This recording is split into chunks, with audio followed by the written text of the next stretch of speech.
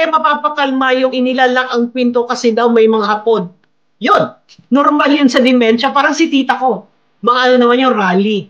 Gawin mo lang, kunwari sabi, may mga hapon. Sabi mo, oo nga, isara natin lahat. Magtago tayo. Huwag ka maglala. Aawayin ko silang lahat para sa'yo. Hindi ako papayag na galawin ka nila. Make her feel safe. Sakyan mo lang.